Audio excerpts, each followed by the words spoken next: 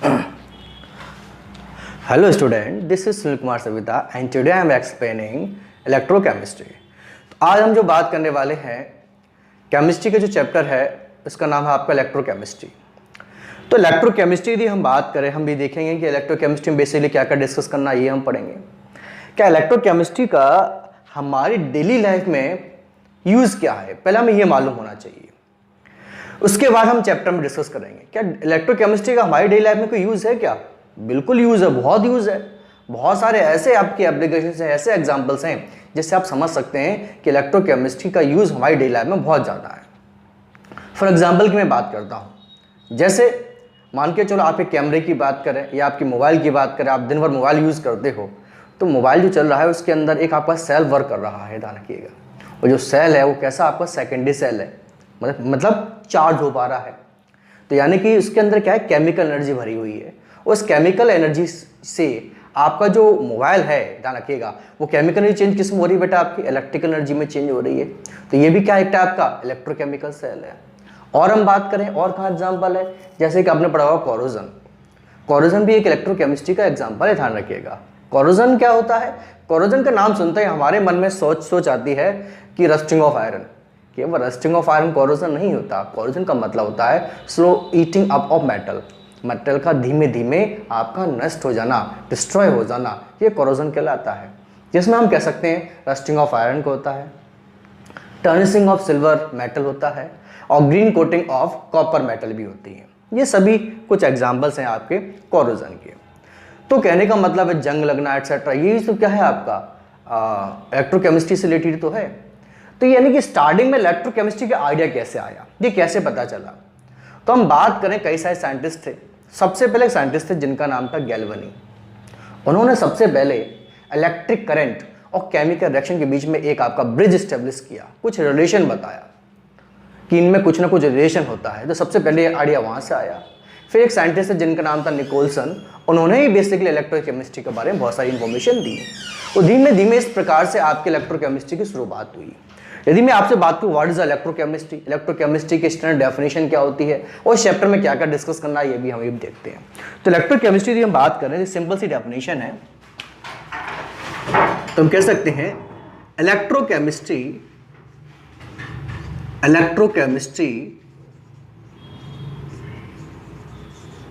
is the branch of physical chemistry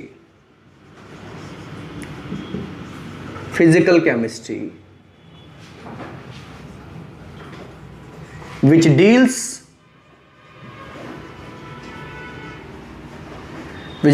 with the study of interconversion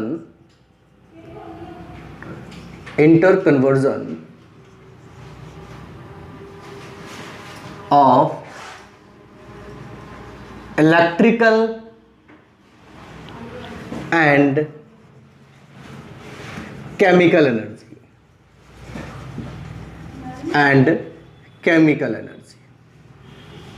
यानी कि simple way में कहें what is electrochemistry, तो electrochemistry is a branch of physical chemistry which deals with the interconversion of electrical and chemical energy. यानी कि हम ये बात करते हैं किस टाइप से आपकी इलेक्ट्रिकल एनर्जी केमिकल एनर्जी में चेंज होती है और केमिकल एनर्जी आपकी इलेक्ट्रिकल एनर्जी में आपकी चेंज होती है।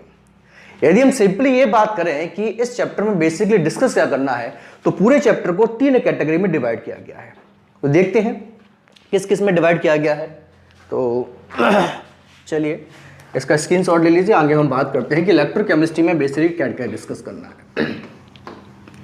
तो इलेक्ट्रोकेमिस्ट्री में डिस्कस करते हैं, फर्स्ट हम बात करें, एक हम डिस्कस करते हैं इलेक्ट्रोकेमिकल सेल, या इसी को हम आपका वोल्टेक सेल या गैल्वेनिक सेल कहते हैं। पहला जो है आपका इलेक्ट्रोकेमिकल सेल, इलेक्ट्रोकेमिकल सेल, या इसी को हम क्या कहते हैं आपका वोल्टेक सेल। इसको हम गैल्वेनिक सेल भी कहते हैं। नेक्स्ट हम बात करें, सेकंड डिस्कस करते हैं, जिसे हम कहते हैं आपका electrolytic cell. Okay, and third discuss करते हैं आपका इलेक्ट्रोलाइटिक कंडक्टेंस। यानी कि इलेक्ट्रोकेमिस्ट्री को बेसिकली 3 पार्ट में क्लासीफाई किया गया है। First is electrochemical cell, second is electrolytic cell और थर्ड इज आपका इलेक्ट्रोलाइटिक कंडक्टेंस। अब आपसे पूछा जाए कि बेसिकली मैं आपसे पूछूं कि एनोड पॉजिटिव होता है या नेगेटिव होता है, कैथोड पॉजिटिव होता है या नेगेटिव होता है, तो जनरली इसका हम प्रॉपर तरीके से आंसर नहीं दे सकते। क्यों? कैथोड पॉजिटिव भी हो सकता है, नेगेटिव भी हो सकता है, एनोड पॉजिटिव भी हो सकता है, नेगेटिव भी हो सकता है, क्योंकि डिपेंड ये करता है कि आपका किस टाइप का सेल है। ध्यान रखिएगा। तो जैसे कि हम बात करें आपके इलेक्ट्रोकेमिकल सेल की बात करें या वोल्टिक सेल की हम बात करें, इसको हम अभी डिस्कस करेंगे डिटेल में, लेकिन फिर भी ध्यान रखिएगा जो इलेक्ट्रोकेमिकल सेल्स होता है या हम केमिकल एनर्जी के थ्रू इलेक्ट्रिक एनर्जी में चेंज करते हैं। मतलब इस सेल में हम बात करें क्या होता है, इस सेल की हेल्प से हम केमिकल एनर्जी को चेंज किसमें करते हैं, आपका इलेक्ट्रिकल एनर्जी में। और दूसरा पॉइंट, इसमें जो एनोड जो है वो आपका नेगेटिव होता है और कैथोड जो है वो कैसा होता है, आपका पॉजिटिव होता है। नेक्स्ट पॉइंट ये है, यानी कि हम बात करें, एक बार आपने केमिकल दे दिया तो ये केमिकल रिएक्शन जो है अपने आप होती रहती है और केमिकल एनर्जी चेंज किस में होती है, आपकी इलेक्ट्रिक एनर्जी में। यानी कि हम बात करें आपका जो इलेक्ट्रोकेमिकल सेल है ये किस टाइप के प्रोसेस होती है, स्पॉन्टेनियस प्रोसेस है, स्पॉन्टेनियस प्रोसेस है। और जो प्रोसेस अपने आप होती हैं तो एनर्जी बाहर निकल रही है, कहने का मतलब ये है स्पॉन्टेनियस प्रोसेस होगी तो उनके जो डेल्टा जी है, गिव्स फ्री एनर्जी, ये क्या होता है, आपका नेगेटिव होता है। ओके, चलिए ऐसे हम बात करें इलेक्ट्रोलाइटिक सेल में, तो इलेक्ट्रोलाइटिक सेल का फंक्शन क्या होगा, ये क्या करेगा आपका, ये इलेक्ट्रिकल एनर्जी को चेंज कहाँ करेगा, आपका केमिकल एनर्जी में। दूसरा पॉइंट यहाँ चेंज हो जाएगा, एनोड जो है वो हो जाएगा आपका पॉजिटिव और कैथोड हो जाएगा आपका नेगेटिव। अब ऐसा क्यों, ये हम डिस्कस करेंगे जब हम इलेक्ट्रोकेमिकल सेल या इलेक्ट्रोलाइटिक सेल डिस्कस करेंगे, ध्यान रखिएगा। और हम बात करें, ये अपने आप नहीं होता, जब तक आप इलेक्ट्रिक करंट सप्लाई करेंगे तभी तक आपके जो आयंस है, इलेक्ट्रोलाइट है, उनका डिसोसिएशन होगा। मींस इलेक्ट्रिक करंट जब तक पास करेंगे तभी तक आपका केमिकल एनर्जी चेंज होती रहेगी। जैसे ही आप इलेक्ट्रिक करंट पास करना बंद कर देंगे, सप्लाई देना बंद कर देंगे, ये प्रोसेस रुक जाएगा। इसलिए हम कह सकते हैं इलेक्ट्रोलाइटिक जो सेल है वो कैसा होता है, आपका नॉन स्पॉन्टेनियस प्रोसेस होती है, ध्यान रखिएगा। तो ये बेसिक इनमें डिफरेंस था इलेक्ट्रोकेमिकल सेल और किसमें बेटा, आपके इलेक्ट्रोलाइटिक सेल में। इलेक्ट्रोलाइटिक कंडक्टेंस की बात करें, यहाँ डिस्कस क्या करते हैं, यहाँ हम पढ़ते हैं रेजिस्टेंस क्या होता है, कंडक्टेंस क्या होता है, स्पेसिफिक रेजिस्टेंस क्या है, स्पेसिफिक कंडक्टेंस क्या है, मोलर कंडक्टिविटी क्या है, इक्विवेलेंट कंडक्टिविटी क्या है, एक्सेट्रा। ये तो आपके इस पार्ट में डिस्कस किया जाता है। तो चलिए सबसे पहले हम जो डिस्कस करने वाले हैं चैप्टर में, वो हम डिटेल में पढ़ेंगे आपका इलेक्ट्रोकेमिकल में, जिसका नाम है आपका गैल्वेनिक सेल या वोल्टिक सेल या फिर हम कह सकते हैं उसको डैनियल सेल। लेकिन गैल्वेनिक सेल की बात करें, वोल्टिक सेल की बात करें, डैनियल सेल की बात करें, इसको बनाने के पीछे मोटिव क्या रहा था, पहले हम ये डिस्कस करेंगे। जैसे कि हम बात करें, स्टार्टिंग में साइंटिस्टों ने एक चीज़ ऑब्जर्व ये की, जैसे कि आपने 10th क्लास में एक रिएक्शन पढ़ी होगी जिसे बोलते हैं डिस्प्लेसमेंट रिएक्शन। उसमें क्या होता है, बेसिकली मान के चलो हमने इसमें एक सॉल्यूशन ले लिया, उस सॉल्यूशन का नाम है आपका CuSO4 मीन्स कॉपर सल्फेट, और इस सॉल्यूशन में एक जिंक रॉड है, उसको डुबो के रख दिया। ये आपका सॉल्यूशन किसका है, आपका कॉपर सल्फेट का, और ये रॉड कौन सी बेटा, आपकी जिंक रॉड है, जिंक रॉड है। चलिए अब देखेंगे इसमें क्या ऑब्जर्वेशन होगा। नॉर्मल में हम बात करें यदि हम जिंक की रिएक्शन किससे कराएं, आपके कॉपर सल्फेट के सॉल्यूशन से कराएं, CuSO4, तब क्या ऑब्जर्व करेंगे, आपका जो जिंक जो है कॉपर को डिस्प्लेस कर देगा और क्या बन जाएगा बेटा, आपका जिंक सल्फेट, और आपके क्या बाहर निकल जाएगा, मतलब किसके पीपीटी बन जाएंगे, आपके कॉपर के। तो कहने का मतलब है जब उन्होंने ये रिएक्शन देखी साइंटिस्ट ने, तब एक्सपेरिमेंट किया तो उन्हें कुछ ऑब्जर्वेशन दिखाई दिए। मतलब उन्हें क्या क्या चेंज दिखाई दिया।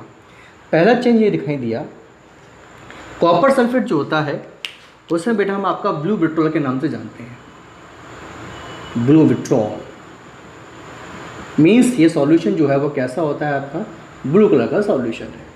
वो चेंज किसमें हो गया बेटा, आपके वाइट विट्रोल। ध्यान रखना, यानी कि जो ब्लू कलर का सॉल्यूशन था वो धीमे धीमे कलर के फेड होने लगता है। मतलब उसका सॉल्यूशन है, उसका जो कलर है वो क्या हो गया, आपका फेड हो गया। तो पहला उन्हें ये ऑब्जर्व किया कि सॉल्यूशन कलर क्या हो गया, आपका फेड होने लगा। ठीक है, चलिए सेकंड पॉइंट हम बात करें। सेकंड उन्होंने क्या ऑब्जर्व किया, उन्होंने ऑब्जर्व किया कि आपकी जिंक रॉड थी, तो जिंक रॉड का क्या हो रहा है, आपका ऑक्सीडेशन। ऑक्सीडेशन का मतलब है जिंक रॉड ने क्या लूज़ किए, आपके इलेक्ट्रॉन लूज़ किए और चेंज किस में हो गया, आपका जिंक आयन में। ऑक्सीजन होने की वजह से आपकी जो जिंक की रॉड है धीमे धीमे ये आपकी मेल्ट होने लगी, मतलब गलने लगी।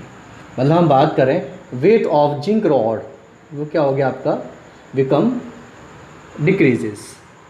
वेट क्या हो गया, आपका कम हो गया। तीसरा पॉइंट क्या ऑब्जर्व किया, तीसरा पॉइंट ऑब्जर्व ये किया तो सॉल्यूशन में जो कॉपर आयन थे उन्होंने इलेक्ट्रॉन को गेन कर लिया। और गेन करने से उसमें किसके, यानी कि रेडिश ब्राउन कलर की पीपीटी का फॉर्मेशन हो गया इस सॉल्यूशन के अंदर। यानी कि आपके कॉपर का क्या बन गया, किस कलर का सॉल्यूशन बन गया, रेडिश ब्राउन कलर के क्या बन गया, आपके पीटी बन गए। यानी कि ये टोटल ओवरऑल क्या हो गया, एक रेडॉक्स रिएक्शन हो गई है। और रेडॉक्स रिएक्शन की बात करें, इलेक्ट्रॉन से इलेक्ट्रॉन कैंसिल हो जाएगा, क्या बचेगा आपका zinc sulphate plus copper ion. ये चेंज किस में हो जाएगा, आपका जिंक आयन प्लस क्या हो गया, कॉपर सॉलिड।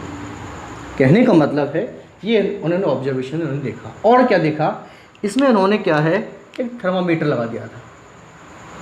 क्या पता करने के लिए, टेम्परेचर मेजर करने के लिए। उन्होंने देखा कि आपका पूरा जो बीकर था, सॉल्यूशन था, वो गर्म हो गया। गर्म क्यों हो गया, क्योंकि उसमें से हीट बाहर निकल रही थी। यानी कि हम बात करें हीट क्या है, आपकी बाहर निकल रही है। अब उन्होंने देखा यार ये जो रिएक्शन जो हो रही है वो एक आपके डायरेक्ट कांटेक्ट में हो रही है। मतलब इस सॉल्यूशन यहाँ पर एक ही बीकर में आपका ऑक्सीडेशन भी हो रहा है, रिएक्शन भी हो रहा है, मीन्स रेडॉक्स रिएक्शन हो रही है। तो यहाँ पर जो एनर्जी बाहर निकल रही है उस एनर्जी का हम किसी टाइप से यूटिलाइज नहीं कर पा रहे हैं। तो साइंटिस्ट ने सोचा क्यों ना ये जो रिएक्शन हो रही है इसको हम इनडायरेक्ट वे में कराएं, जिससे क्या होगा, ये जो एनर्जी बाहर निकल रही है उस एनर्जी को हम किसी कंडक्टिंग वायर के थ्रू पास करें, तो उसमें से क्या होगा, इलेक्ट्रॉन का फ्लो होगा, उसमें से इलेक्ट्रिक करंट पास होने लगेगा। तब जाके आइडिया आया किसके बारे में, आपका डैनियल सेल के बारे में, या हम बोलते हैं इसको गैल्वेनिक सेल, या आप कहते हैं उसको आपका वोल्टिक सेल भी कहते हैं। देखते हैं कि आपका डैनियल सेल या आपका गैल्वेनिक सेल क्या होता है। चलिए, तो उसमें हम बात करें, उस सेल की वर्किंग की बात करें, इसके लिए उन्होंने क्या किया, दो बीकर लिए। ध्यान रखना, आपका जिस टाइप का बीकर होगा, रखना जिस मतलब जिस उस बीकर में जिस टाइप का सॉल्यूशन है उसी का इलेक्ट्रोड रहेगा। मींस यानी कि हम बात करें, यदि आपका जिंक सल्फेट का सॉल्यूशन है तो इलेक्ट्रोड किसका होगा, जिंक का। यदि कॉपर सल्फेट का सॉल्यूशन है तो इलेक्ट्रोड किसका होगा बेटा, आपका कॉपर का होगा। चलिए, ये ले लिया। अब इसमें क्या है, यहाँ पर इलेक्ट्रोड जो है वो किसका ले लिया, आपका ये इलेक्ट्रोड किसका ले लिया, आपका ये इलेक्ट्रोड यहाँ एक ले लिया और एक इलेक्ट्रोड यहाँ लगा हुआ है। चलिए, इस टाइप से।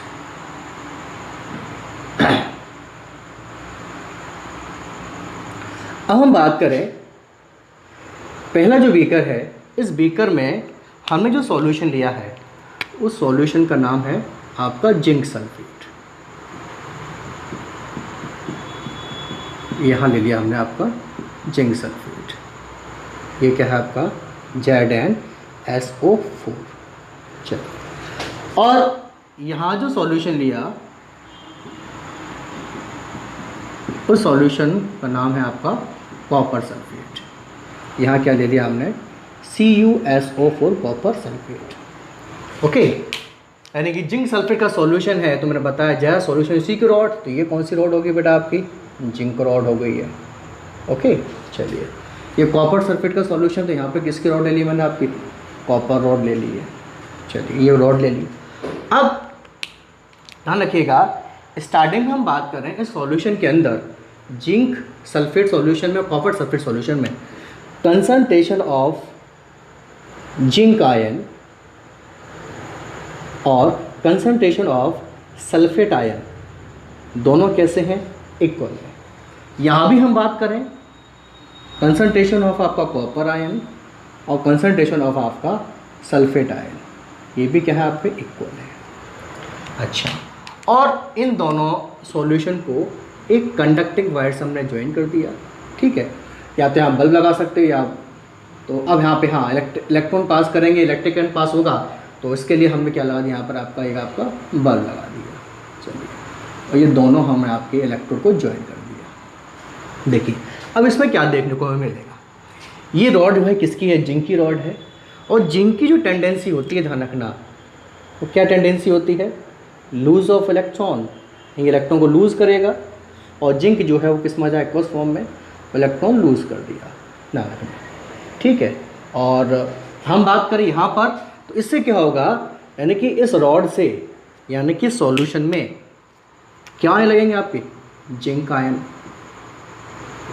और यहाँ पर क्या रिलीज कर देगा बेटा आपका इलेक्ट्रॉन, जिससे ये इलेक्ट्रॉन का इन इलेक्ट्रॉनों का क्या होने लगेगा, आपका फ्लो होने लगेगा। चलिए ये इलेक्ट्रॉन यहाँ से फ्लो होने लगे, और ये इलेक्ट्रॉन कहाँ पहुँच गए, आपके कॉपर की रॉड। चलिए अब इलेक्ट्रॉन गेन करने के लिए इस सॉल्यूशन में स्टार्टिंग में तो कॉपर आयन का और सल्फेट आयन का कंसंट्रेशन इक्वल है, लेकिन हम बात करें यहाँ से आपके जो कॉपर आयन है वो इलेक्ट्रॉन गेन करने के लिए वो कहाँ जाएंगे, आपके रॉड की तरफ जाएंगे, याद रखना यहाँ पर। अब क्या होगा, आप देख पा रहे हैं कि जिंक आयन तो कहाँ है, सॉल्यूशन में, तो और लेकिन इस रॉड पे क्या छोड़ दिया, इलेक्ट्रॉन। इलेक्ट्रॉन कैसे होते हैं, नेगेटिवली चार्ज, तो यानी कि आपकी ये रॉड जो है वो कैसी हो जाएगी, आपकी नेगेटिवली। ध्यान रखना, अब नेगेटिव चार्ज है और आपका नेगेटिव चार्ज हो गई है, कौन सी रॉड, आपकी जिंक की रॉड। और यहाँ पे ये क्या हो रहा है, आपका ऑक्सीडेशन हो रहा है। इसीलिए मैंने आपको बताया था एनोड जो है, ध्यान रखना, एनोड आपका नेगेटिव और पॉजिटिव हो सकता है, लेकिन एनोड पे ऑलवेज भी क्या होगा, आपका ऑक्सीडेशन होगा। जैसे कि इलेक्ट्रोलाइटिक सेल में हम बात करें, एनोड कैसा है, आपका पॉजिटिव है, ध्यान रखिएगा, होता तो ऑक्सीडेशन है। यानी कि हम बात करें आपका जो एनोड की हम बात करें, एनोड पे ऑलवेज ऑक्सीडेशन हो सकता होता है, लेकिन साइन चेंज हो सकते हैं। लेकिन हम गैल्वेनिक सेल की हम बात करें या डेली सेल की बात करें, तो यहाँ हम बात कर रहे हैं एनोड कैसा होगा, आपका नेगेटिव होगा। तो यानी कि, और ये क्या है, आपका एनोड है, इस पर क्या हो रहा है, आपका ऑक्सीडेशन। अब इन नेगेटिव इलेक्ट्रॉन गेन करने के लिए ये कॉपर आयन थे, उन्होंने क्या किया, इलेक्ट्रॉन को गेन कर लिया, तो कॉपर किसमें हो गया, सॉलिड फॉर्म में। अब देखेंगे रॉड पर कौन सा चार्ज बढ़ गया, आपका पॉजिटिव चार्ज, और पॉजिटिव चार्ज बढ़ने की वजह से ये जो रॉड है वो कैसी होगी, आपकी पॉजिटिवली, ध्यान रखना। और गेन ऑफ इलेक्ट्रॉन क्या कहलाता है, आपका रिडक्शन। रिडक्शन कहाँ हो रहा है, आपके कैथोड पर, याद रखिएगा। तो ये क्या है आपका, ये रॉड क्या है, आपका कैथोड। तो यानी कि हम बात करें इस बेसिस हम कह सकते हैं कि आपका डैनियल सेल में एनोड जो है नेगेटिव होता है, कैथोड पॉजिटिव होता है। एनोड पे क्या हो रहा है, ऑक्सीडेशन, कैथोड पे क्या हो रहा है, आपका रिडक्शन हो रहा है। चलिए इसमें से इलेक्ट्रॉन फ्लो होने लगे, और यहाँ से इलेक्ट्रॉन की जो डायरेक्शन है वो क्या है, लेफ्ट टू राइट रखना।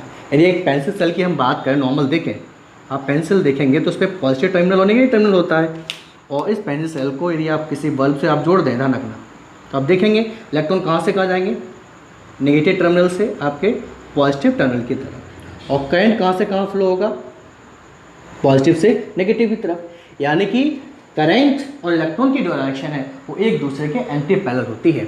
मतलब आपका इलेक्ट्रॉन कहाँ से कहाँ जाना है, लेफ्ट टू राइट, और हम बात करें इलेक्ट्रिक करंट कहाँ से जाएगा, राइट टू कहाँ फ्लो होगा, आपका लेफ्ट की तरफ होगा। चलिए, तो इसमें प्रॉब्लम क्या है, इस सेल में कोई प्रॉब्लम नहीं है।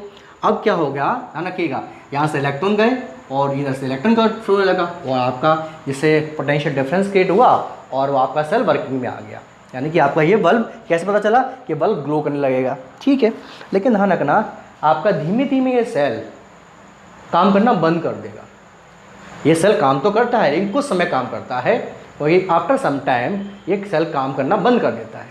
अब इसके पीछे रीजन क्या है? उसके पीछे बेसिक रीजन ये है, स्टार्टिंग में जब हमने सेल लिया था तो दोनों सॉल्यूशन में इलेक्ट्रिकल न्यूट्रलिटी मेंटेन थी।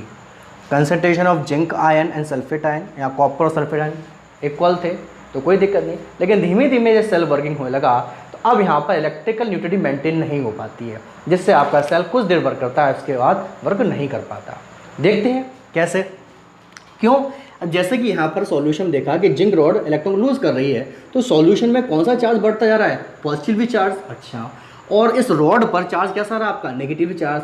यानी कि सॉल्यूशन की हम बात करें तो कौन सा चार्ज बढ़ गया है सॉल्यूशन के अंदर? आपका पॉजिटिव चार्ज। और इस रॉड पे चार्ज कैसा आ गया आपका? नेगेटिव चार्ज आ गया है। अच्छा, अब हम जानते हैं पॉजिटिव नेगेटिव की बात करें, ये अलाइक जो चार्ज होते हैं एक दूसरे को क्या करते हैं? अट्रैक्ट करते हैं, मतलब फोर्स ऑफ अट्रैक्शन क्या होगा? ज़्यादा होगा।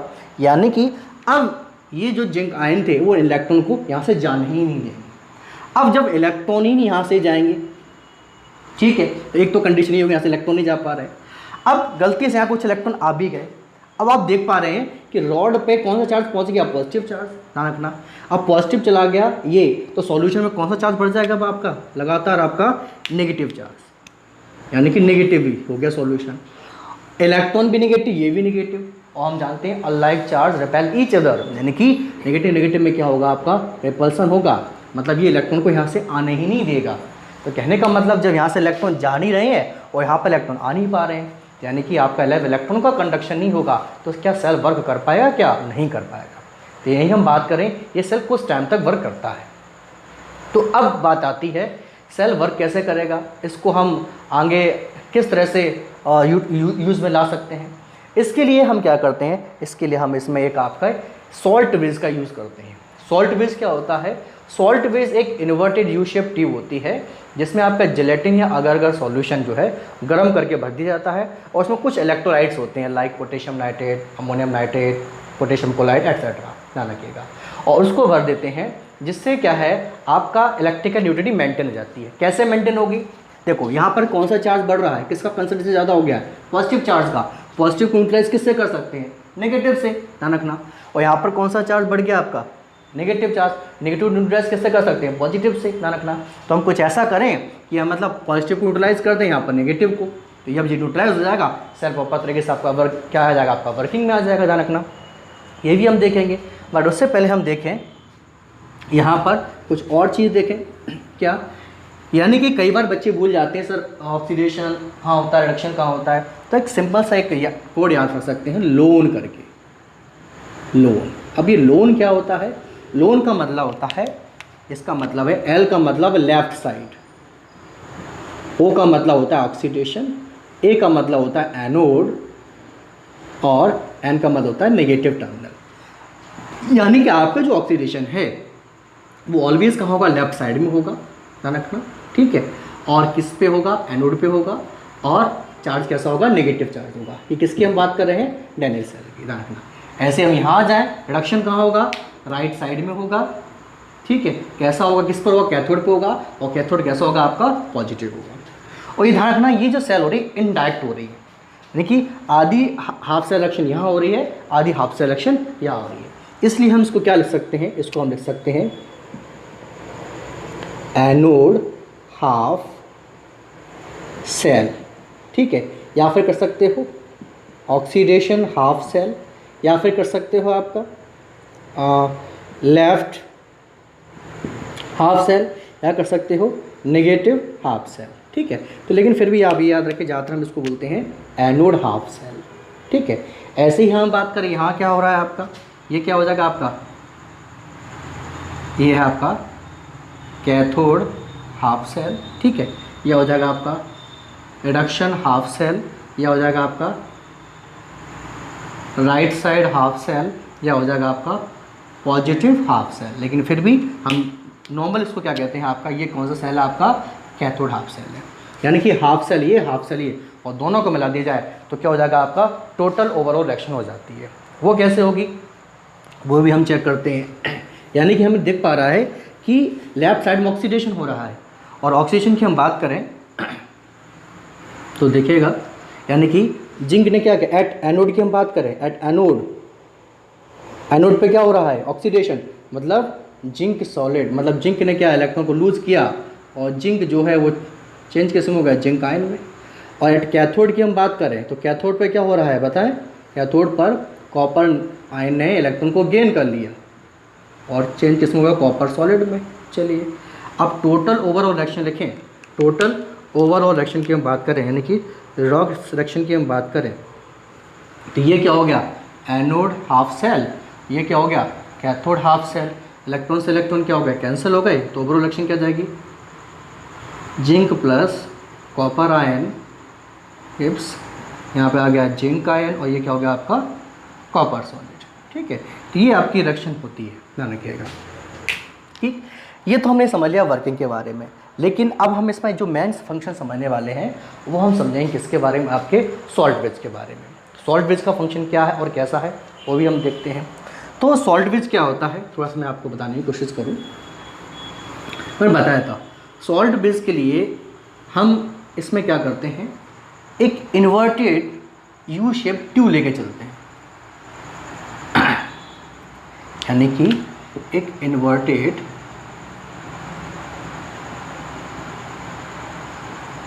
यू शेप ट्यूब लेके चलते हैं। इसको क्या कहा जाता है, आपका सॉल्ट ब्रिज कहा जाता है। ये जो है ये क्या है आपका सॉल्ट ब्रिज। अब इसमें सॉल्ट ब्रिज कहने का मतलब क्या रखना, कोई भी ग्लास ट्यूब ले लो तो क्या दिक्कत होगा, नहीं, कोई भी ग्लास ट्यूब लेके चलोगे तो आपको दिक्कत होगी। दिक्कत क्या होगी, मान के चलो कोई भी एक ग्लास ट्यूब आप ले लेते तो क्या होता, यहाँ से आपका कौन सा चार्ज बढ़ता जा रहा है, इधर से हम देख पा रहे हैं पॉजिटिव चार्ज बढ़ रहा है, पॉजिटिव चार्ज बढ़ रहा है, ठीक है। और यहाँ कौन सा बढ़ रहा है, आपका नेगेटिव चार्ज। सॉल्यूशन में डिप कर दिए, नॉर्मल ग्लास ट्यूब होती तो क्या होता है बता रहा हूँ आपको, यहाँ ये पॉजिटिव बढ़ रहा है, पॉजिटिव बढ़ता जा रहा है, बढ़ता जा रहा है ये, ठीक है। एक कंडीशन ऐसी आती है, ध्यान रखना, जिस पॉइंट पर आके ये दोनों मिल जाती है यहाँ पर, तो यहाँ पर क्या है, एक लिक्विड जंक्शन बन जाता है। और ये लिक्विड जंक्शन क्या करेगा, आपका सेल पोटेंशियल के अपोजिट होता है। जो सेल पोटेंशियल क्रिएट कर रहा था सेल, उसको अपोज करेगा। यहाँ का चलो ये सेल है, इसका पोटेंशियल कितना है, 1 वोल्टेज है या 2 वोल्टेज है, उसको अपोज करेगा। अपोज करने का मतलब है 1 से लेके 1 ना होके 0.9 0.8, मतलब सेल पोटेंशियल जो प्रोड्यूस हो रहा है उसको क्या करता है, आपका अपोज करता है। इसीलिए हम नॉर्मल कोई भी ग्लास ट्यूब नहीं ले सकते, उसके लिए हम आपका सॉल्ट ब्रिज ही यूज़ करते हैं।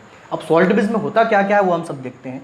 इस सॉल्ट ब्रिज की हम बात करें, ध्यान रखना, मैंने आपको बताया इस सॉल्ट ब्रिज में क्या फिल किया जाता है, पहला पॉइंट, यानी कि एक अगर सॉल्यूशन लेके चलते हैं, ठीक है, या आपका जिलेटिन लेके चलते हैं, है ना, गर्म सॉल्यूशन होता है जिसमें हम क्या है, कुछ इलेक्ट्रोलाइट, लाइक क्या है आपका पोटेशियम क्लोराइड है, अमोनियम नाइट्रेट है, ठीक है, या पोटेशियम नाइट्रेट, इसको यूज़ करते हैं, इसको इसमें फिल कर दिया जाता है।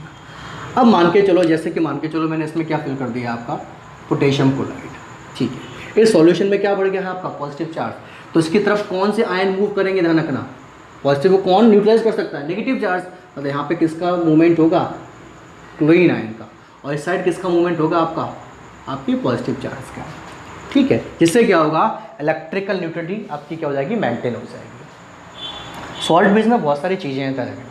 पहला पॉइंट ध्यान रखिएगा, सॉल्ट ब्रिज एक तो फंक्शन यही है कि इलेक्ट्रिकल न्यूट्रलिटी को मेंटेन करता है, ये हमें समझ में आ रहा है, ठीक है। दूसरा याद रखिएगा, इसका काम ये भी है, दोनों सॉल्यूशन की मिक्सिंग होने से रोकता है। मैंने बताया वही पॉइंट, पॉजिटिव नेगेटिव, यदि मिक्स हो जाता तो cell potential create, cell junction create होता, और सेल जंक्शन मतलब लिक्विड जंक्शन क्रिएट होता, जिससे क्या है, वो पोटेंशियल, जो सेल पोटेंशियल था उसको क्या करता, अपोज करता। लेकिन जब हम इस टाइप का अगर सॉल्यूशन लेके चलते हैं और उसमें ये इलेक्ट्रोलाइट फिट करते हैं, तो जिससे आपके जो लिक्विड, जो दोनों आपके सॉल्यूशन थे, आपस में मिक्स होने से क्या आपके रुक जाते हैं। दूसरी बात याद रखना, इलेक्ट्रोलाइट यूज़ करने से पहले हमें ये पता होना चाहिए कि दोनों तरफ जो आयन का जो मूवमेंट हो रहा है, पॉजिटिव कैटायन का, ध्यान रखना, तो यानी कि इनके जो मूवमेंट है, मीन्स हम बात करें कैटायन और एनायन, इन दोनों की जो स्पीड है, याद रखना, वो ऑलमोस्ट कैसे होने चाहिए, इक्वल होना चाहिए, पहला पॉइंट। और इक्वल कब हो सकती है, जब कैटायन और एनायन इन दोनों की जो साइज हैं वो ऑलमोस्ट कंपेरेबल हो, मतलब इक्वल हो। जब साइज इक्वल होंगे तभी तो इन दोनों इन आपके आयंस की मूवमेंट कैसी हो पाएगी, इक्वल हो पाएगी, और तभी वो क्या एक साथ पहुंचेंगे। यदि सपोज दैट यदि आपने कैटायन और एनायन का साइज में डिफरेंस कर दिया तो क्या होगा कि सपोज दैट सबसे पहले यहाँ पर नेगेटिव चार्ज पहले पहुँच गया, नेगेटिव चार्ज पहले यहाँ पहुँच गया तो ये तो मेंटेन हो जाएगा, लेकिन यहाँ पर इलेक्ट्रिकल न्यूट्रल मेंटेन नहीं होगी तो भी दिक्कत आ जाएगी। तो यानी कि आप इलेक्ट्रोड ऐसे यूज़ करें जिनकी स्पीड इक्वल हो, मतलब उनके साइज ऑलमोस्ट इक्वल हो, तो यानी कि ये जो कैटायन है यहाँ से जा रहे हैं दोनों सॉल्यूशन में एक साथ ही पहुँचाना चाहिए, मतलब इनकी जो मोबिलिटी है वो ऑलमोस्ट कंप्रेसिबल होना चाहिए, मतलब एक जैसी होना चाहिए, ध्यान रखिएगा। ठीक है, तो ये कुछ बेसिक फंक्शन थे आपके किसके, आपके सॉल्ट बेस के बारे में।